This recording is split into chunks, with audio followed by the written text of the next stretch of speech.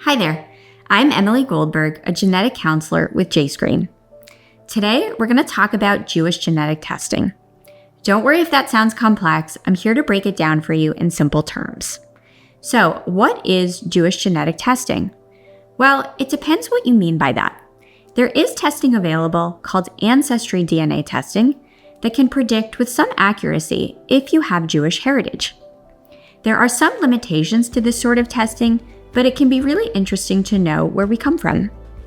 There is another sort of genetic testing geared towards the Jewish population. For our purposes, we will discuss the role of Jewish ancestry in both carrier screening and in hereditary cancer testing. Jewish people may be at increased risk of being carriers of certain genetic conditions. Being a carrier of a recessive condition means that you carry a genetic change in 1 out of 2 copies of a gene. Carriers are not typically affected with a condition, but if their partner is also a carrier of a change in the same gene, their offspring would have an elevated risk of inheriting that mutation. In this case, that chance is typically 25%.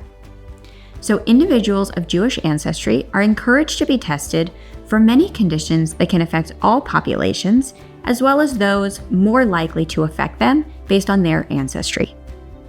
When it comes to cancer gene testing, we know that individuals of Ashkenazi Jewish ancestry are at an increased risk over the general population to carry mutations in the BRCA1 and BRCA2 genes. Mutations in these genes can increase the risk of breast, ovarian, pancreatic, and prostate cancers. Individuals affected by mutations in these genes would be at increased risk of cancer themselves and would have a 50% chance of passing these mutations on to their children. So who should consider this testing?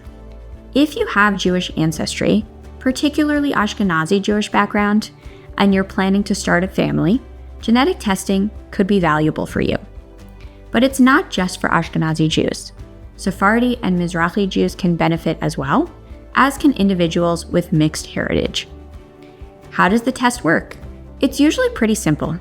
Just a saliva sample is needed, and the lab will analyze your DNA for specific genetic changes. Now, what happens if the test finds something?